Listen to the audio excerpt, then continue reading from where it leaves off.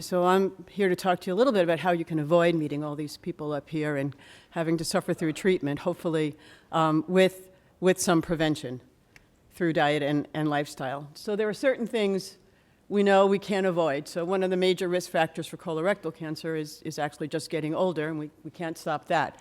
But besides some of these factors that perhaps we are out of our control, there are a number of things that we can do to decrease our risk of colon cancer. So I'm going to be focusing on these. So these are the topics I'll look at, our risk factors and our protective factors. So first, what increases risk? We know that obesity has a lot of implications in colorectal cancer and in a number of cancers. These are all cancers that seem to be affected and increased risk from the issue of obesity, and colon cancer is one. Obesity, increased BMI, increased waist circumference, even hip circumference seem to be factors for risk in colon cancer. There may be some associations that are stronger in men than women, but colon cancer and obesity seem to go together. What is happening? Colon cancer seems to affect, obesity seems to affect insulin and insulin-related growth hormones that can stimulate the growth of cancers. Body fat itself seems to produce a number of proteins and insulin resistance, and that increases hormone levels of a number of products down the line that can stimulate growth, as well as decrease some factors that actually inhibit cell growth. So in fact, maintaining a healthy body weight may be the single most important thing you can do to protect against cancer and its recurrence. So I always tell folks, well, okay, I tell you what things cause problems, well, what can you do? So number one, try to find out what your BMI is. You do have handouts. It might be a little small, but you can go online and you can put your information in and calculate where you are on the BMI curve, whether your weight for your height is within recommended guidelines or overweight or obese. So, okay, you get some information. For me, if you're going to make changes, the most important thing is you need to be aware. People will often come and talk to me about diet, but if you don't understand what you're doing, how are you going to know where you need to make changes? So awareness is probably the most important thing that you can do in order to begin a process of change. And there's an interesting program from the CDC on how to start making some changes called Reflect, Replace, and Reinforce. So this program, the idea is understanding a little bit on what you're doing, finding some alternatives that are healthier, and then reinforcing that can lead to better results. So the first thing is, how do you find out where your problem spots are? So there are a number of ways. There are programs that are free apps on your phone, Lose It, MyFitnessPal, or Just Two, where you can download these onto your computer or into your smartphones and put in what you're eating in a day, and it will track your intake. And you'll get a better picture of, well, gee, I didn't realize how often or how much I was eating, because you're asked to write down what you eat, but also how much of what you eat. But doing this on paper and pencil works as well. I would often find that just asking someone to do a food diary in and of itself will give them a greater understanding of where their problem may lie. It's not rocket science. If you're sitting there and you see every afternoon at 4 o'clock, you do X, Y, and Z, well, maybe that's where you have to make some changes. But if you're not aware that you're doing it, how can you? This is one of the government, the My Plate, that is also available free online for you to use to track what you're eating and taking in. And so I don't want to take up everyone's time, but you have handouts and you can read through these steps. But number one is really to reflect on what you're eating. If every night you're sitting there raiding the refrigerator and not thinking about what you're doing, you're going to get yourself into some trouble. And I can give you a wonderful diet, but if you don't realize when you kind of eat unconsciously, it's not going to work. So these are just some ideas that you can use to look at how you're eating, what's setting you off, what's a problem for you. Is it walking past a certain deli or shop every day? Well, maybe you have to think about changing your route. So if you've got a problem, so you're sitting there eating at your desk, you know, are there things that you can do to avoid it? Can you change it up?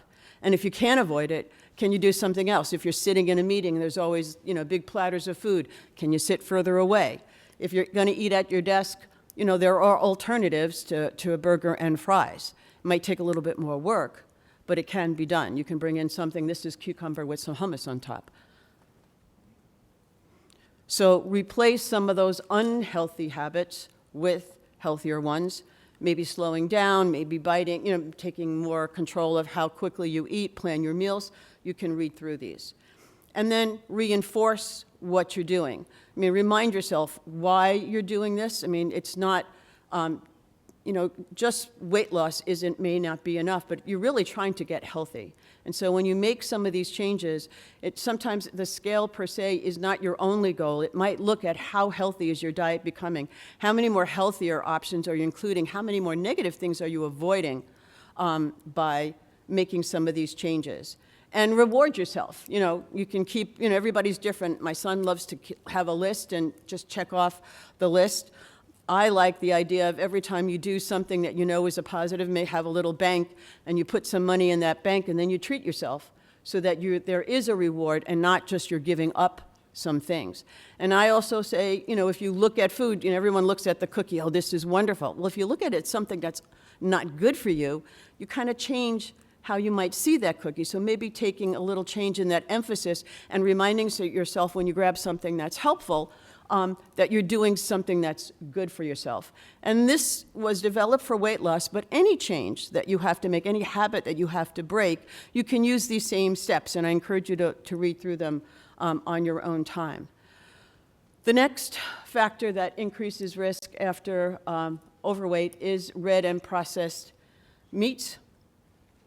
Just to clarify, beef, pork, veal, venison, lamb, goat, bison, and then they mentioned also horse was considered red meat, but I don't think that's common in the US, so I didn't include it. And then a processed meat is any meat that's been transformed through salting, curing, fermentation, smoking to enhance the flavor. And that would be, it's extensive, bacon, ham, sausage, jerky, which seems to be a new trending phase that people are promoting, hot dogs, corned beef, salami, pepperoni, any of your salted, cured meats. So what is the issue? They believe that red meats contain heme iron, and that iron might be involved in cellular damage. Red meat can stimulate the production of nitroso compounds in the body. And then meat cooked at very high temperatures, your classic, you know, high temperature barbecue, may produce these heterocyclic amines, and that's when substances, the elements in the meat, like the creatine and amino acids, meet the high temperature. They form these amines, heterocyclic amines that are negative, and then these hydrocarbons, again, when high flames, the fat hits the fire, there's this carbon that adheres to the meat in that combustion moment. Then we have our processed meats. We know they are filled with nitrates, even though over the last few years, the food companies have added products like vitamin C to reduce some of the impact that these have. But these nitroso compounds, again, can lead to changes in the lining of the gut. They are high in salt and typically fat, both of which these two are associated with increased risk. So the question that I had is, in order to reduce one's risk of rectal cancer, do you have to avoid all red meat? True or false? So I don't know how this works.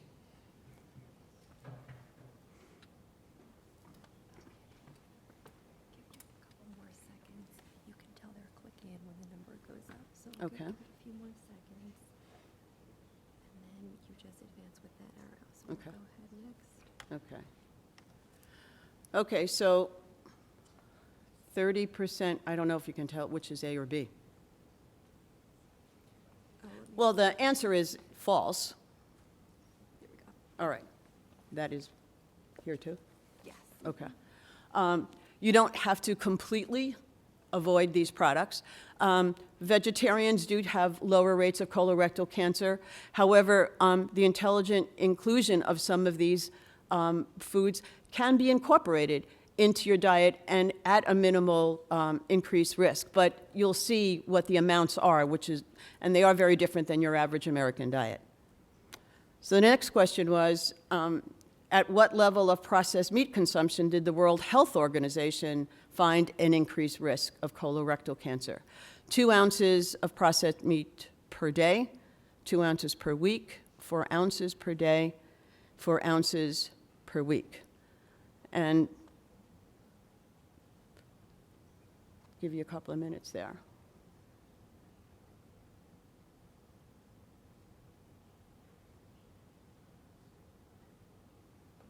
Okay. Oops. So, This out of the way, if I can. it's okay. All right.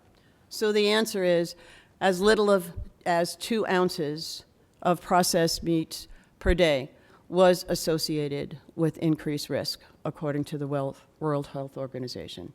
And that's like 2 little slices of bacon or, very little ham or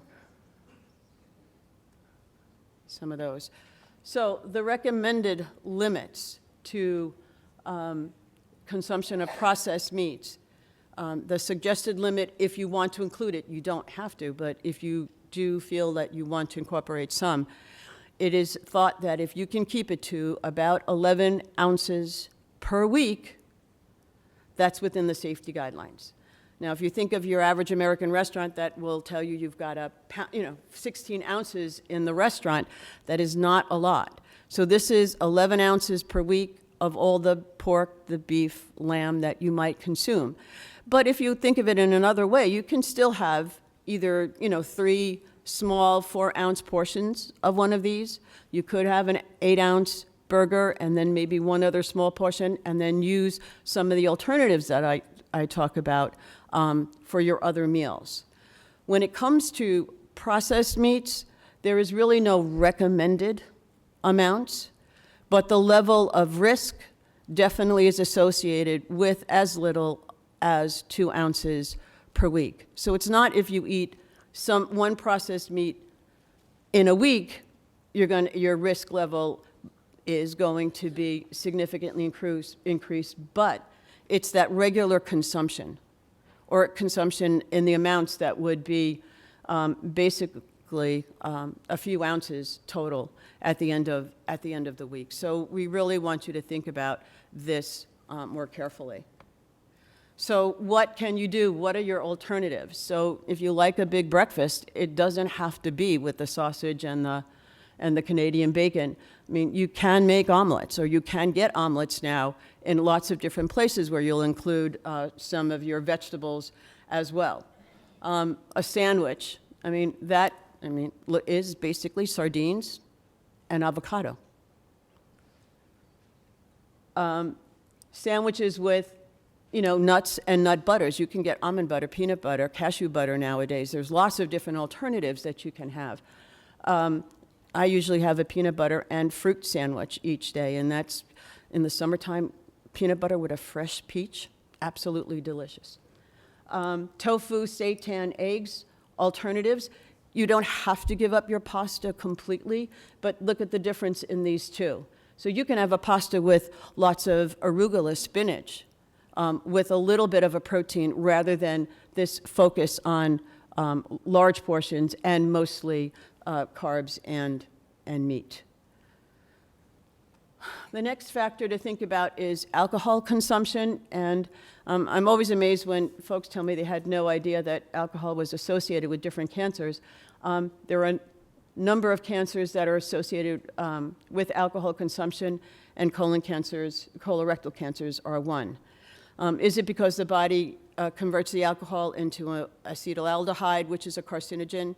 Alcohol can act as a solvent, allowing carcinogens to enter the cell. It can affect how the body repairs itself. Drinkers tend to have diets that are poorer in quality. And then alcohol actually will affect the ability of the body to break down and absorb nutrients. And a meta-analysis of more than 57 different studies have shown that folks who drink a fair amount, which is 3.5 drinks per day, had 1.5 times greater risk of developing colorectal cancer. And it seemed that for each 10 grams of alcohol consumed, there's a 7% increase in colon cancer risk. So the recommendation is to have 1 drink per day if you're a woman, no more than 2 if you are a man. Just size matters. You know, how big that glass is can make a difference. Whoops. So, you know, the important thing is to always remember what is a serving of alcohol. And when we think of lifestyle, we cannot forget smoking.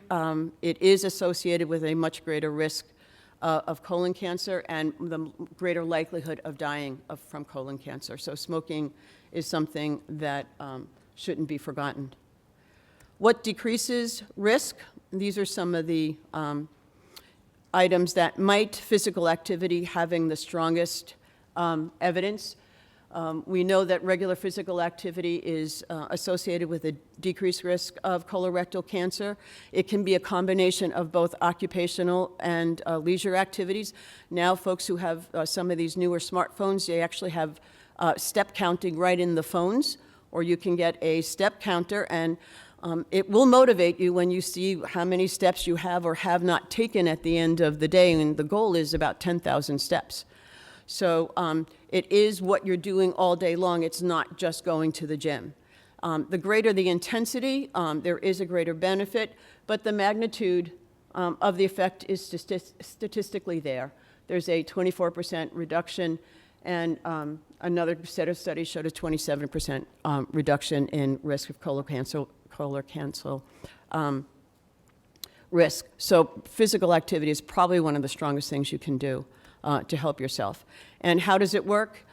Increases metabolic rate, tissue oxygenation, reduces insulin, triglycerides, inflammation. Of course, it's also associated with decreased obesity, and now there was an article in the Times saying it may actually wake up the cells by producing more adrenaline and stimulating the cells to react. So we're learning more and more each day on how this may work. The goal, 150 minutes of moderate intensity exercise per week, or 75 minutes per week of intensive, and any combination. So 10,000 steps, the 150 minutes, really, it's 30 minutes a day if you can get out there and go for walks or leave your car further away from where you're parking, not take a subway all the way to where you need to go or switch over to the bus. You can incorporate it in. And these are just some ways of adding in physical activity. So rather than leaving your significant other to do all of the shoveling and all of the work, maybe do some yourself just for the exercise. And then, of course, sports. And they go from less vigorous to more. Possible protective factors in the diet might be fiber, calcium, dairy, vitamin D. So to achieve a benefit in risk reduction for colorectal cancer, do you have to eat lots of fruits and vegetables? I have people coming with their jars of juices that they're making where they're including 5, 10 fruits and vegetables, and then they're eating only vegetarian. Must it be that extreme?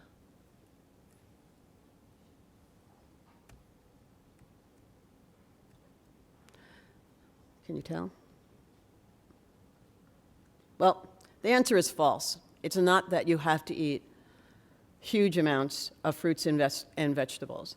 So this is basically what a 1 cup serving would be of fruits and a vegetable. So a small apple, which now in New York you never see small apples, unless you're in the farmer's market. They're all huge.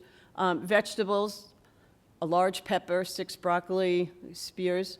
I mean, the American Cancer Society guidelines are, can you achieve 2.5 cups per day? It's not that hard to do if you think about it. And the data with fruits and vegetables has been a little bit inconsistent with regard to the fruits and vegetables themselves, but many of the studies show the benefit is at a balanced diet and not necessarily at huge amounts.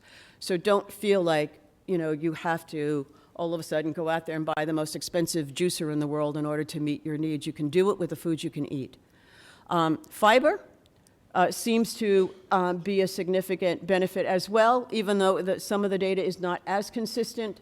It decreases the transit time, so the stool moves out of the system. It changes our gut bacteria. It alters metabolism locally, and it just bulks up the stool. The World Cancer Fund found that for every 10 grams of fiber that you increase, there's about a 10% reduction in colon cancer risk. It seems that grain and wheat bran may be more protective than fruits and vegetables. So that's something to think about.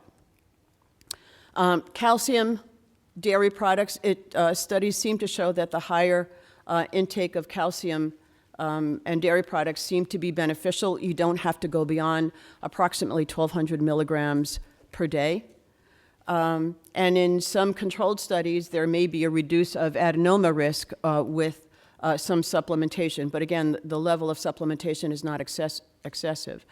Vitamin D potentially can influence initiation and progression. And poor vitamin D status is associated with cancer risk. And the World Health Organization identified colorectal cancer as one of the cancers in which poor vitamin D status may be influential. And in some observational studies, post-op levels of vitamin D was associated with worse survival. So again, what do you do? So you can start the day out, right? Making some changes, whether it's an omelet or a cereal, kind of adding your fruits and vegetable in. What does that do? It keeps the calories down and bulks up with the fiber, and you feel a little fuller. The other thing is to think in terms of adding something like wheat bran to your cereal. So if you have a bowl of oatmeal, well, if you add some wheat bran, you're going to increase the total fiber content. You're going to increase the fiber in your stomach, and that's going to add to more satiety as well as help things move along. Lighten up your lunch, so some alternatives might be just focusing less on the meats and the cheeses, but actually more on the fruits and vegetables. And then my favorite, peanut butter and fruit sandwiches, which can be quite good. Dinner, we want you to think about how you can add things in. And basically the thing is to look at your plate. And when I've given these talks before, the idea is to remember that at least half your plate should be vegetables, and only a small portion dedicated to meats and starches. For calcium, there are a lot of non-dairy as well as dairy sources of calcium that you can incorporate into your diet easily. Vitamin D is harder to do with diet alone, so we do encourage people to get their levels checked before they start supplementing. And I didn't want to leave out survivors because we have more and more survivors, and there is a greater understanding that we need to see how we can help folks who make it through treatment. So as you've heard, there are probably around 1 million colon cancer survivors overall. Being obese or overweight at diagnosis seems to be predictive of a poor outcome. And they were more likely to have a risk of a second cancer than those of normal weight. A pre-diagnosis BMI was associated with all-cause mortality, whereas post-diagnosis, not as strong. Physical activity prior to diagnosis reduced the risk of colorectal specific mortality, and the higher the level of physical activity, the greater the reduction. Physical activity versus no activity after diagnosis also is associated with a decreased risk. So, you know, we do incorporate folks on the first day that I meet them, if they're undergoing chemotherapy, is to really think about how they can continue being physically active for many, many reasons. And there are some studies that are going on, the Colon Health and Lifelong Exercise Challenge, that is actually looking at the impact of exercise on survivorship. Diet. Western diet was associated with a shorter disease-free and overall survival. Diets with a high glycemic load seem to be associated with decreased overall survival. In this study, pre-diagnosis red meat intake seemed to be associated with higher risk of death. They didn't find the same risk associated with red meat consumption after being diagnosed. And there is a study, the colon study, that is actually looking at diet and lifestyle that might influence tumor recurrence and survival as well as quality of life. That's undergoing right now. So it goes back to the same old cartoon that I show each time, is eat less, exercise more, and always people think this is the most ridiculous thing they've heard. This is an article from, I believe, the Institute of Medicine, and there is a greater and greater awareness of the importance of looking at diet, physical activity, and weight control in survivors. The Cancer Center does have, for people who are being treated at the center, a survivorship program where we are trying to look at some of how we can help with some of these aspects when folks have finished with their treatments. And this is the general American Cancer Society recommendation for individual choice in order to reduce one's risk of cancer. And it's basically what we've seen. Stay lean, be active, and choose a healthy diet. Thank you very much.